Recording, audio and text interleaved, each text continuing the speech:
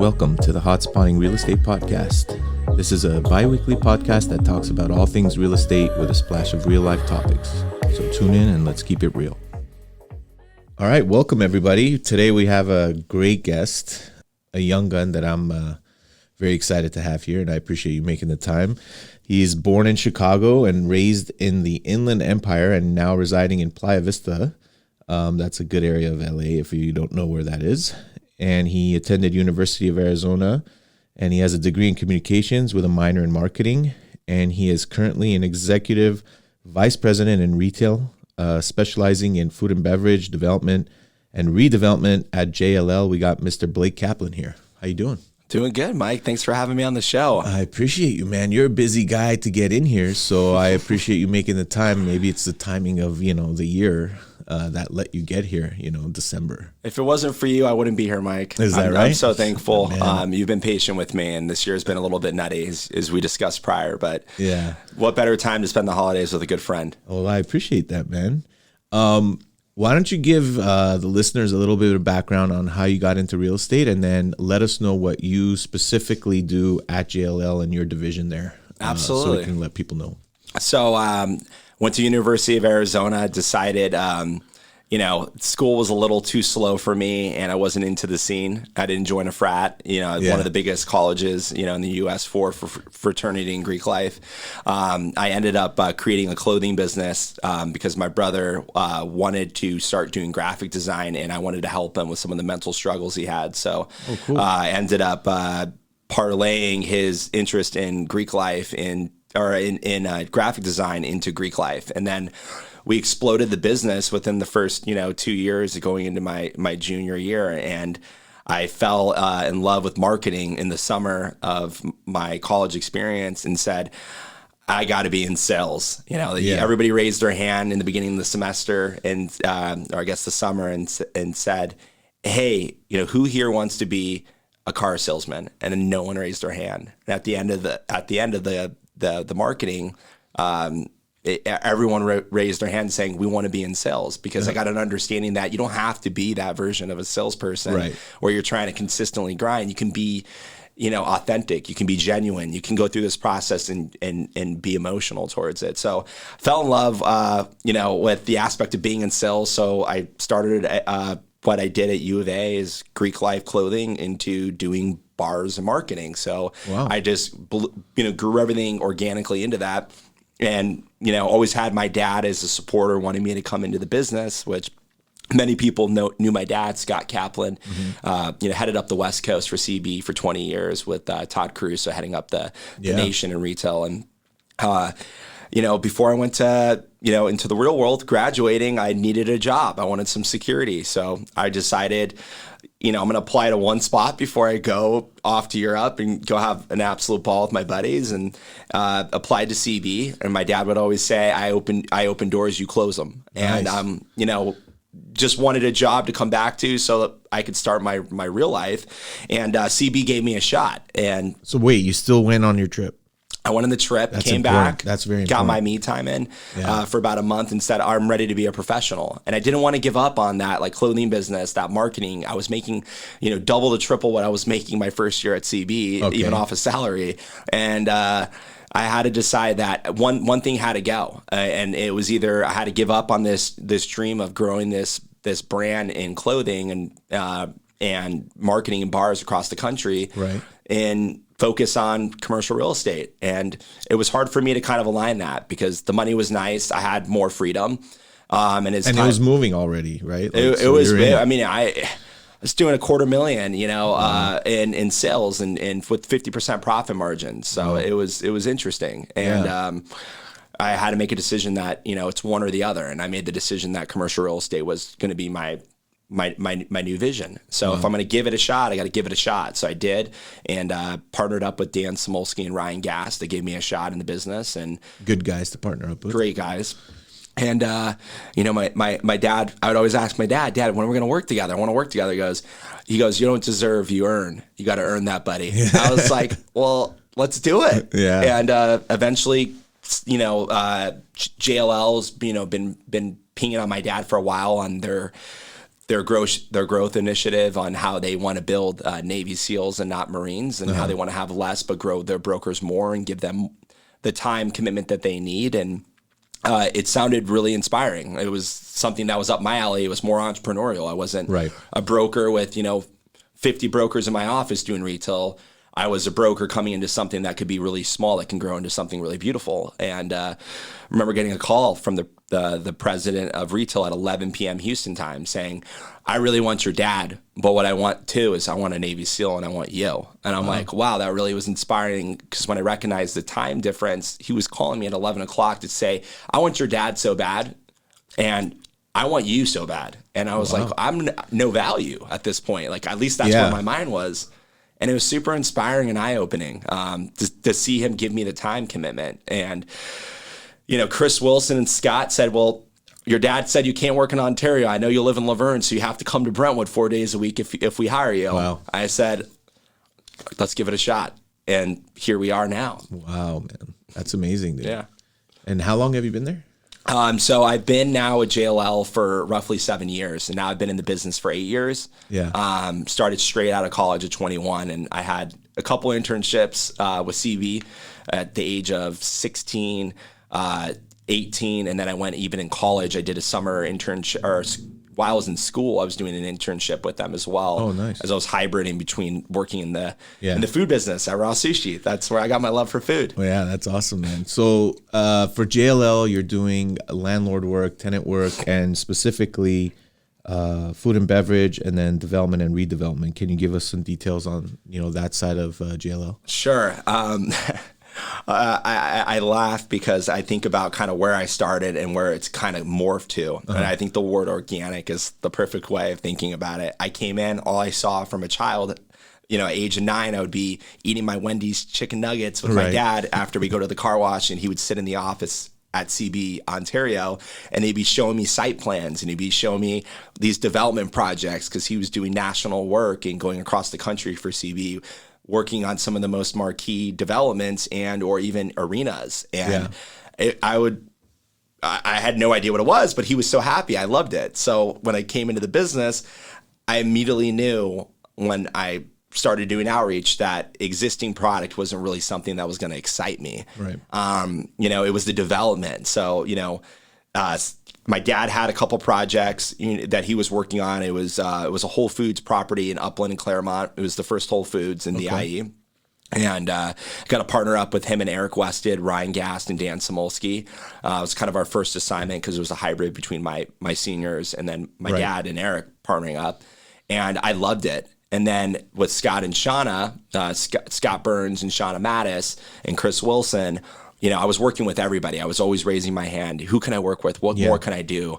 Shauna always makes the comment that I was kind of like a drooling Labrador. I was so excited. I was just ready to kind of jump in. But that's what I knew I needed to do. If I wanted to do this, I got to give it my all for a year and see if it fits. And, they brought me in a couple development projects, hit it out of the park on projects they couldn't get leased for a while. And I said, this is what I want to do. I'll work on existing product. I got to make money, and I have goals. I want to be Rookie of the Year. So I got to do as much as I can.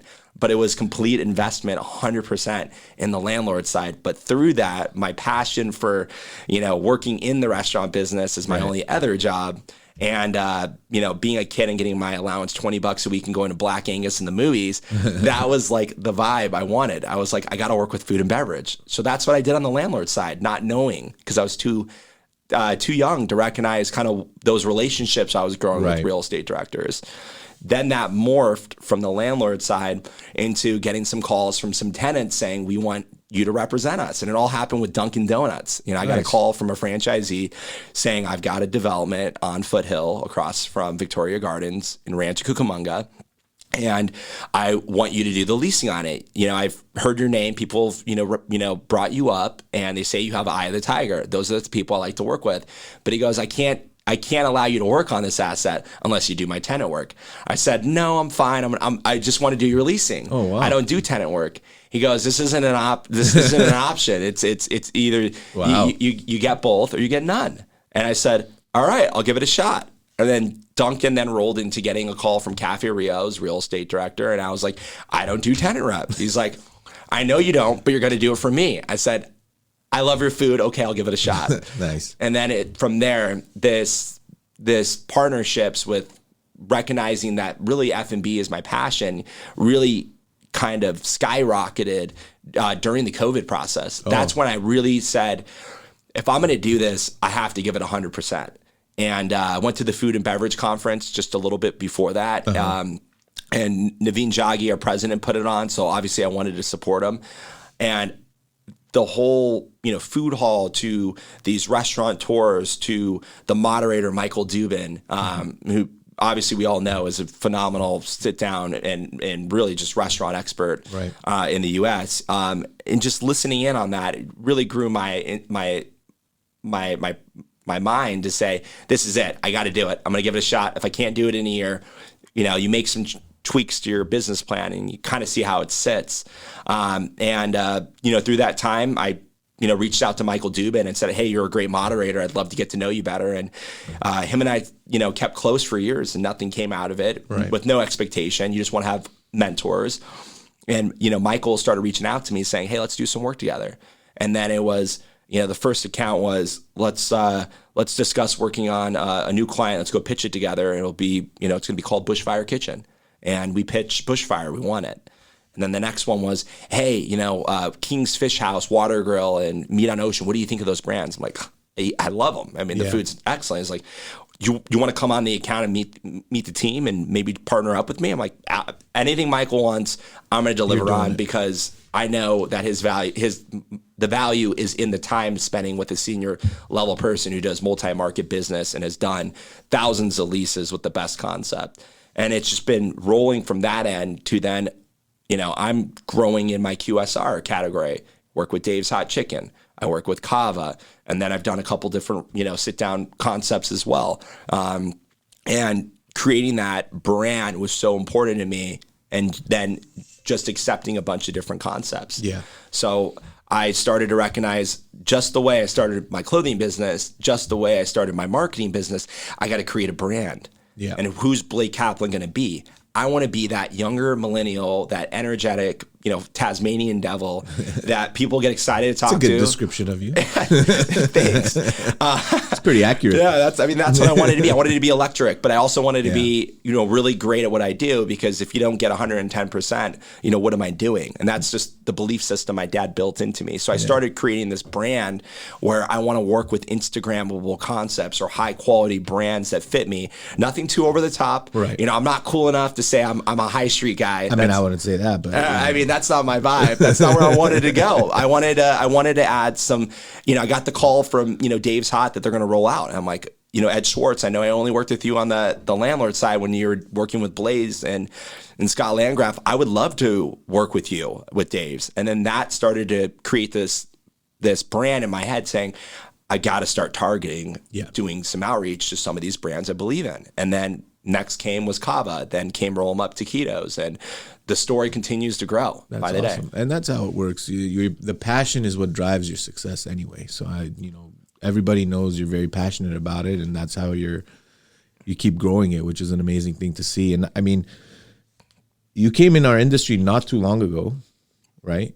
And I remember it, and you've grown very quickly. Very aggressively, and you're very successful at what you do. So a lot of people are watching that. What do you think would be your number one tip for someone who's who was in your position, let's say right before you joined CBRE? What advice would you give them? I think the most. And thank you so much. It's, this is what you do each day is you want to see people see the work that you put in, and it happens again organically. And some people want to raise their hand and make sure everybody's seeing it. I just want to continue to be a great friend to all these brokers because our time commitment to this business that we have is so challenging to have a personal life, and we have to find the balance in it.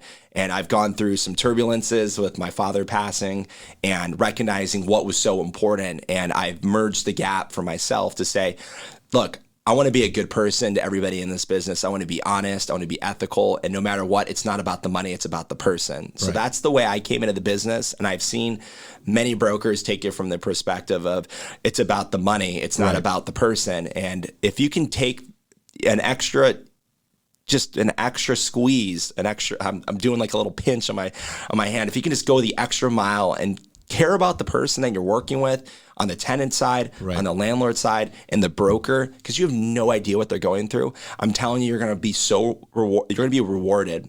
And I've seen that blossom, and people that I've worked with on the landlord side or worked on the tenant side make referrals because they know I care about them. Yeah. And I think this business gets lost sometimes with some old school values. It's, you eat what you kill. No, look, everybody can eat what you kill. We can all do it together. We can even partner up on assignments. There's too much to eat. There's too much to eat, and there's not enough time to execute. And then we can't get back to our family to give them the time in the day. So I think the biggest thing I learned, and it took me a little bit of time to really recognize it, is care about the individual on the other side. Really think what they're going through, because maybe they're going to say something to you that really offsets you, and for years you have hostility or a grudge. Nothing's personal. Nothing needs to be personal.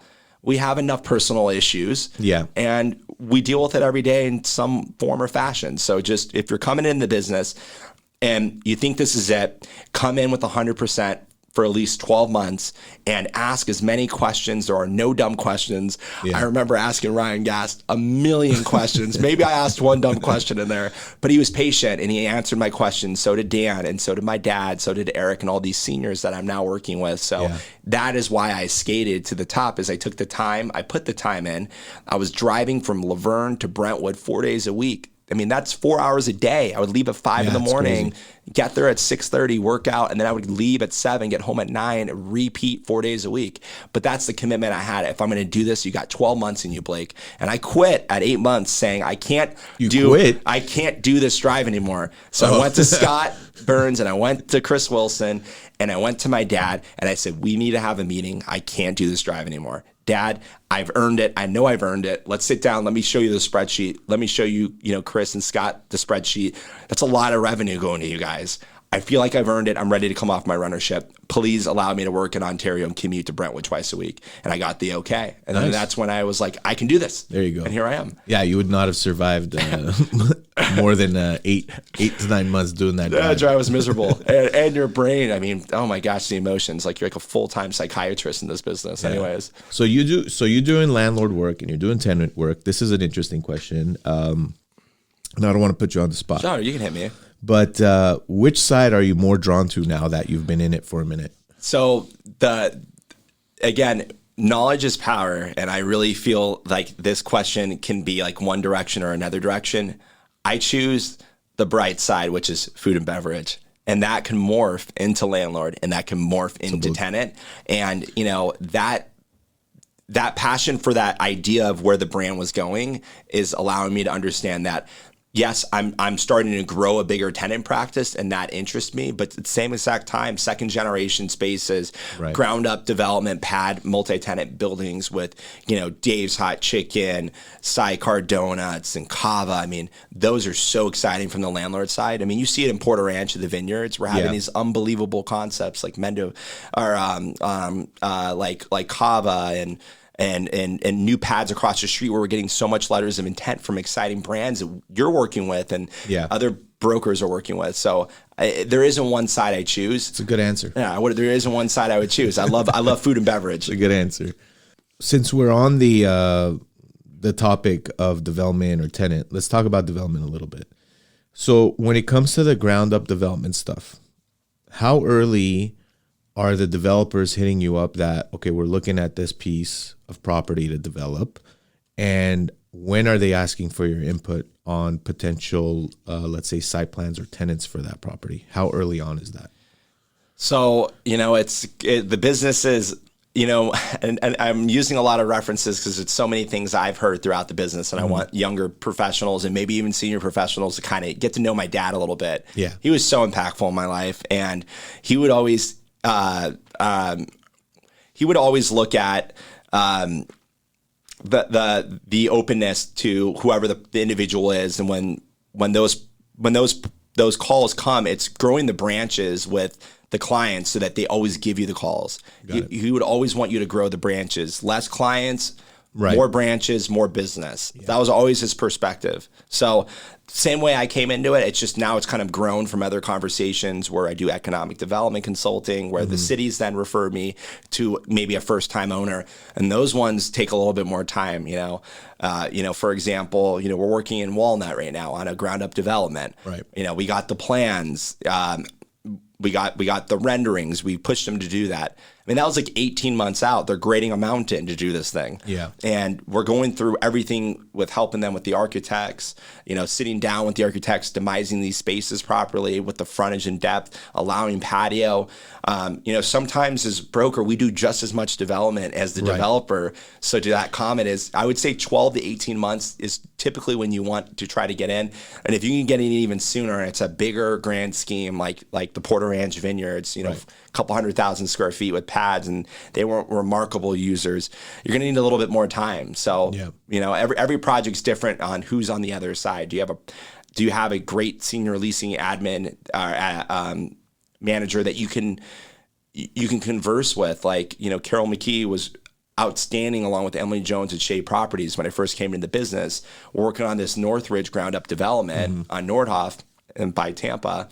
And, they were patient, kind of walking me through the things that they were doing, but they were helping me a lot in that. So I learned, and then I could, basically be a full one-stop shop for my future clients. So 12 to 18 months is pretty typical. Have you ever run into where a developer that you work with didn't consult you early on, and then they developed it and there was mistakes? Oh my God, too many times. I mean, look, we're professionals and we're considered experts for a reason. Yeah. And, if this is what I do in my sleep, then I'd probably want to at least hear it from somebody else. If somebody's a professional baker, I'm probably not going to go off on YouTube and go watch the bake show and try to make the best, goods. I'm going to probably call the baker that's my friend and see if they can help me first, so then I can consult with the best option. Yeah. I feel like there is too many times where developers go in, they plan something out, and they've got 20 feet of frontage and 85 feet of depth. And you're like, who wants to go into a bowling alley over there? Well, why isn't this brand, coming here? And it's like, guys, the market's not. That's the funniest thing, because a lot of developers come at you and say, why can't they take it? Why can't they just make it work? And it's the same question could be put to them, like, why would you build it this way? But there's a lot of things that they don't think about sometimes, but hopefully it's less than more, because sometimes they don't even think about, like, well, okay, I built this building here, but there's no loading for it. We're like, all right, well, that eliminates a lot of national brands who need, to have a loading area. No one's going to front load in their building. I think the one developer or one category of developers that need to understand this the most are mixed use developers. Absolutely. Right? Oh my gosh. And even if they're mixed use developers, still you need to ask the questions. Yeah. I will not name drop, but very high level individuals doing developments, and they don't do the right shafting. They don't do any venting. They have no power scrubbers. And it's like, we want the best brand. We want an, Abikini style sit down restaurant in a mid block area, beautiful project, great design possibilities. Cause guess what? You got great brokers on this account. They can sell this. And then you walk inside, you're like, how are you going to put anything through that shaft? I remember looking up there and being like, well, I trusted them. Wrong for me to trust them, because they said they were fine. They had everything in there, and I was unfortunately right in this case. Yeah. So always trust your gut. Like you said, you got to get the help on the mixed use development. Oh my gosh, that's so important. Sometimes the parking too, like the parking's fine, but then they forget where the customer's path of travel to the front of the store path of travel, and then where the loading and where the trash is going to be. I mean, it's crazy. And then there's like no back corridors, and it's like you want them to wrap trash around the whole entire beautiful apartment complex in West LA. No, they don't. And look, I'll give you guys the benefit of the doubt, mixed use developers, because the majority of you are residential multifamily developers. So we're not going to, we're not going to bash you. But what we are going to say is consult your retail brokers on the retail portion, just like you consult your residential leasing brokers for the mixed use part, for the multifamily part, when they say put the bathroom here, or do, make the bathroom this size, or put a walk-in closet, same scenario. Consult both expertise so you guys could get a good project going. and not have vacancies. I hear that location. That's what you always hear. But at the same exact time, then these mixed use projects you guys develop. And we're not pointing fingers. We're just saying high level. These development projects are obviously made to make money off of the resi. The retail is just an amenity component to it. Right. And you got to recognize that the ceiling heights are so important for retail experience. I mean, Mike over here working with a brand, it's like you don't want Shaquille O'Neal to walk through the door and go into an area where the ducting, the ceiling heights are 11 feet, the ducting comes down 2 feet. Now you're at 9 and maybe something, drops even further. Now you're at 8 feet and you got Shaq raising his hand up. He's clipping everything throughout the project. I've seen it a lot in the West Side where developers develop these and the ducting comes down to almost 7.5 to 8 feet. It's like you're going to have a Yao Ming every now and then. So just be prepared. Well, good. And then, can you tell us a little about some of the tenants? Because I think that side's exciting of who you guys rep. Can you give us a rundown of what are the tenants that you rep right now and which ones are expanding?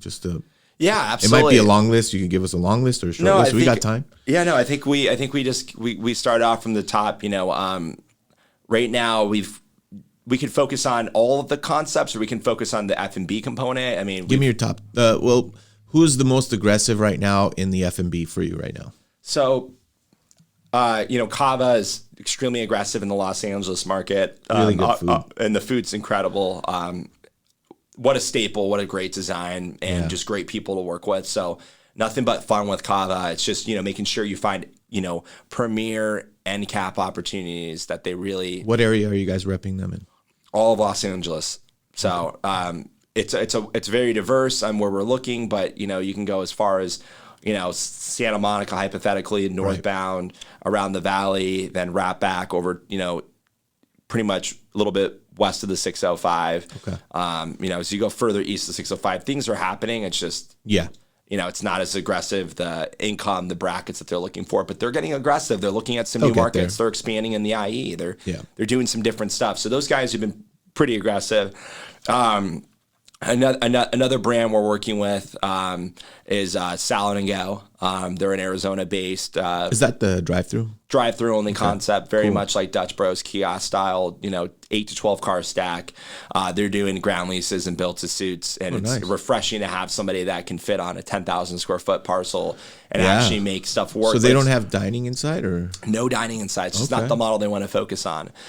They got locations in Arizona. That's kind of like I would say the main center of focus for them. Right. And then they've grown into Texas, and then they've rolled over to Nevada, and now they're going to be rolling out in Southern California. So very cool. That's been a fun one where I've actually got to, again, go back to, we can all be partners. I partnered up with Main and Main on that. I brought, Tyson and Mike Clark in, and they're great. And I get to know them a little bit deeper than just going out to a nice party at the San Diego show, which is always electric and fun with those guys. But, that's been an awesome concept. They have a huge growth strategy, and we've got at least 6 deals and leases right now. We've got the ability of doing up to 20. So we got to really stay on top of that account, which drive-throughs are becoming harder and harder to pencil out because everybody wants to do a ground lease somehow now, and they want to outprice each other. So I know. So that's another brand. Roll them up taquitos. A lot of people are like, what's that? It's like, oh, it's a taquito, fast food guy. It's like, it's so much more than that. It's been such a fun concept. I found these guys when they had one store.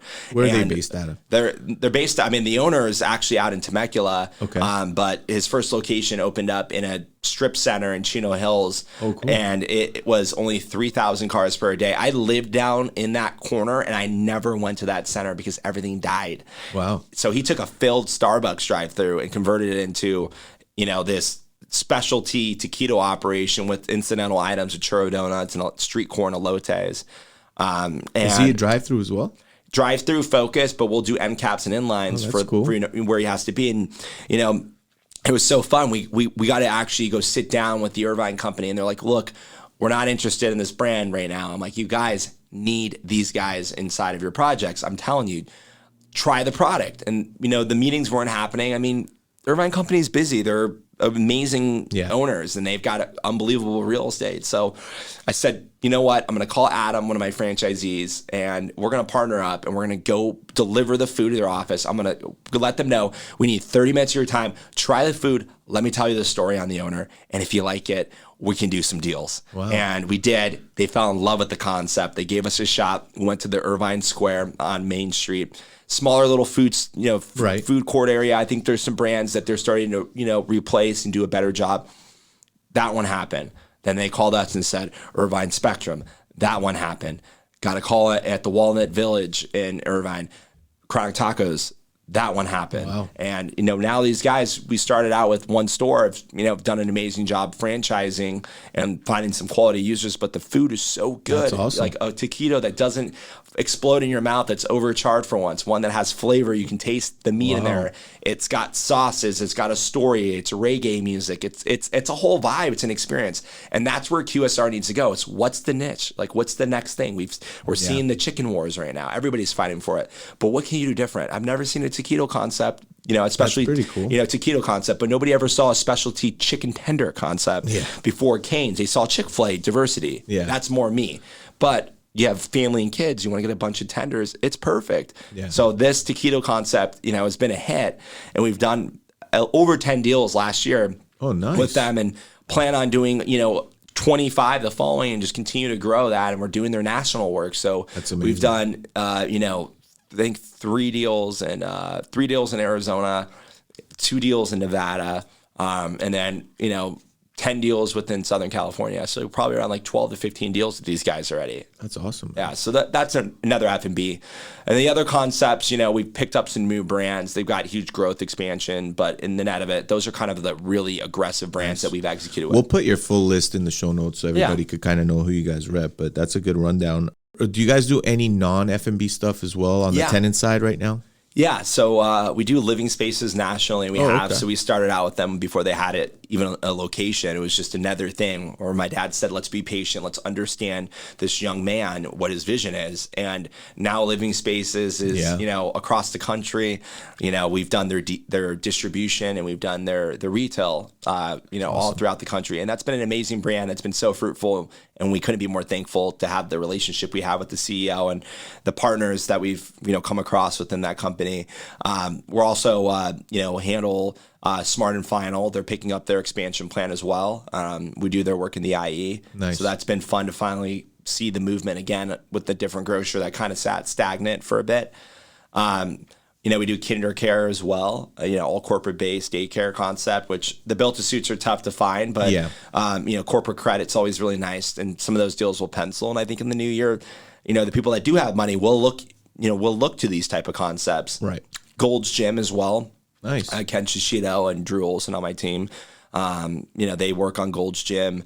Daiso's Daniel Ma and Ken Shishito as well. So we have a whole laundry list of... Why don't you give a shout out to your team before we wrap up this segment? Yeah, absolutely. Why don't you give a shout out to your boys and your women over there at JLL? Yeah, so our team collectively is Eric Wested and I are hand in hand, and we work on everything as equals. Was my dad's partners for 15 plus years until he passed, and gave me a shot, and I owe my life to that man for recognizing what my dad did for him and then doing the same for me. And he's just allowed me to be me. And that was the biggest difference in allowing me to open up my wings and finally fly and say, I can be me and I can do this. And he trusts me. Well, let's go try it. And then here we are now. And that's one of my partners, and we're equals. Daniel Ma used to work with Ken Shishito. Ken Choi.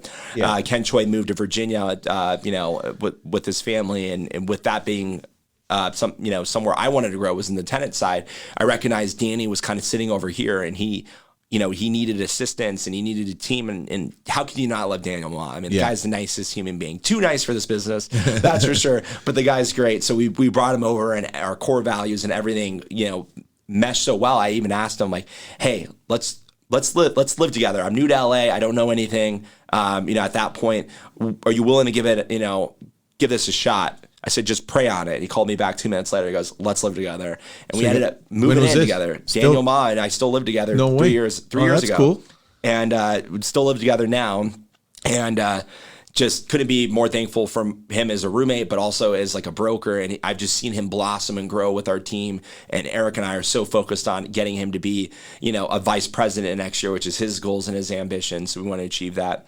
Drew Olson, started off as a junior associate. We were able to give him a new title raise. I'll let you guys all ask him his story on how long it took to meet me, but I gave him 4 months of homework assignments before we even started because I wanted to burn him out. And I think it's so important when we have juniors in this business to see if they're really in it to win it. And he was, and he is, and he's great. I couldn't be more excited. He's an absolute prodigy. He's going to be amazing. He's going to be a name that you guys are going to come across for years to years. That's awesome. And then the other partner that we collectively work on assignments with is Ken Shishido. So we partner up with him on Gold's Gym. He's working Alamo Draft House, Daiso, and some new accounts that I can't actually share right now, but partnering up with Daniel Ma or Drew Olson, and then Eric and I kind of advising on other components of, do you need us? What can we do? We have this relationship, et cetera. So shout out to that, tenant and landlord team right there. And then Scott Burns, Shauna Mattis, Austin Bitar, Greg, Human, Devin. The list will go on. Michael Call, Justin. And these are all solid just people. Solid, great human beings. Great people. And I've done deals with a lot of different people at JLL, and it's always a pleasure. And I think Shauna's coming on soon. So go get her, Tiger. She told me she will be coming on, so we'll get her on soon. Well, great, man. I love chatting with you. One thing I'm going to leave people off with, I had the privilege of chatting with you when I first kind of started on my own, and you had just started, and I remember. And I believe your father had just passed as well, and I immediately knew that you were going to be a success, and you have turned out, and you're a really good guy, and you're a really good broker, and I'm glad that we have still a great relationship and we're doing deals, let's keep that going too. So I want to end with that. And this next segment is where my daughter is going to ask you some questions. She has some pre-recorded questions. So we'll get to know you a little bit better on a personal level. I love that. All right, here we go. This is Alessandra Wants to Know. What are some of your hobbies? So adorable.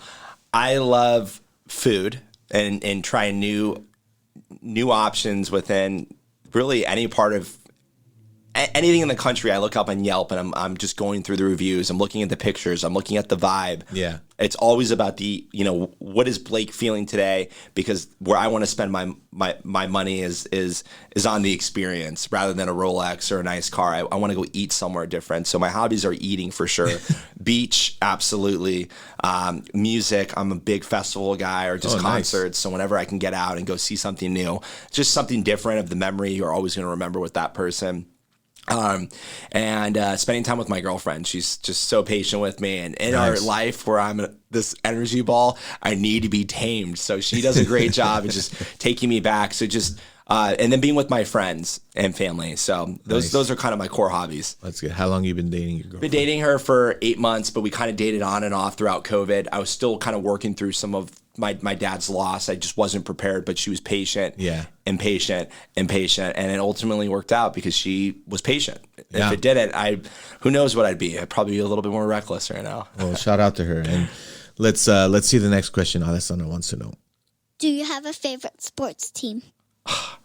I've been brainwashed by my dad to have the worst teams in history. Okay, so let's hear it. We'll just give you the worst of the worst. You guys can laugh. I've been a Dolphins fan for years. Okay. Every year I've watched Tom Brady massacre us in the division. But finally, it's finally the Dolphins' year, and then it is the hardest division they've ever seen in the league, of course. So no wins for the boys, but hopefully something will come up this year, and if not, next year. I am a Pittsburgh Pirates baseball fan as well because he liked Roberto Clemente. Dan Marino's the Dolphins. And they've been terrible for years to years. You always get one like an Andrew McCutcheon, but that falls out. So that's been something a little bit more tough for me to watch. But the one thing I can talk about, I'm not going to go through the other terrible teams I have, is I love UFC. So that's like a great time for me to get together with my buddies. It's my version of boxing. I get to hang out with my brother who has a huge passion for it. And we just eat big chicken. I mean, that's what we do. Yeah. So watching UFC and eating big chicken, that's what we do. That's awesome, man.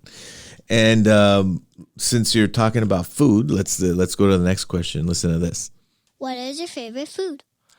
Japanese, 100%. Yes. I know a lot about Japanese food. Most people come with me, and I worked at Raw Sushi. More than sushi, or just sushi and whatever comes with it? Sushi that comes with it. So like, you know, I've been eating sushi, my mom would say, since the age of 3. So I've just always been appreciative of the flavors and the growth that I've come through. I mean, my only other job in my life was at Raw Sushi. I worked there from the age of 16. I was the youngest employee in all of Raw, and you know, ended up going off to U of A. And my dad said, "You need to get a job in order to keep your car. You got to work 30 hours a week." I'm like, "Well, maybe I won't work." And he's like, "Well, you're going to lose your car." I was like, "Okay, well then I need to find a job." And there was a Raw Sushi up there, so I transferred. So I spent 4 years at Raw Sushi, or 5 years at Raw Sushi, and I got to know the chefs better. So I got to appreciate the culture, the food, the color of the fish when it's a better, you know, better quality, etc. Right. So I fell in love with Japanese food. I fell in love with the culture. I love anything Asian oriented, but I would choose sushi over everything. How many times a week are you having sushi right now? It's embarrassing. I don't want you guys to know how much I spend on this, but it's at least probably 2 times a week. No joke. Yeah. A different version. Maybe I go to Kazu. Are you like me? Because every time I go to sushi, it's $100 for me. Oh, easy. Per person. Like, that's how much I eat sushi. 100%. Yeah. I ordered it. I thought it was just me, but I'm glad. No, it's a we issue. We're going through this, brother. Yeah, that's awesome, man. Let's hear her last question. If you can live anywhere in the world, where would it be? You know, that's a hard one. I'd probably need to go see the whole world first in order to figure that out. But, you know, it is a tough question. You know what? This is the new question of the season, and it's been stumping a lot. I think I'd probably choose Europe. Somewhere in Europe. I don't have that answer. Yeah. I appreciate the culture, the people, how humbled you get by when you travel out of country. I'd probably choose somewhere in Europe. But who knows? Maybe I'd be, you know, over and wanting to be in Osaka. I don't know. I don't know. I'll come back to you in a couple seasons. I'll give you that answer. We'll bring you on season 4 just to see where you landed. Well, awesome, man. If people want to reach you and connect with you, what's the best way for them to do that? Just reach out to me in email or Sal. Most of the time will respond every single day, at least to my email, for sure on text. But if I don't get back to you, I'm probably touring, or your questions, or having sushi, or your question's too long and I don't want to answer it without being genuine. So I always take the time to make sure I answer those novels. Yeah. So just text me. You got my cell, or email me. You got it. We'll put all that information in the show notes. And once again, I know you're very busy, so we appreciate you coming out. You're the man, Mike. Thank you for having me. All right, bud. Just a reminder, please take the time to subscribe to this podcast and leave us a rating and review. It's greatly appreciated. You can also follow us on Instagram and Facebook at Hot Spotting Podcast. If any listeners have any questions or topics they would like to hear on the show, or if you simply want to connect, you can email me at mike@hotspotproperties.net. Once again, thank you for listening. It's been real.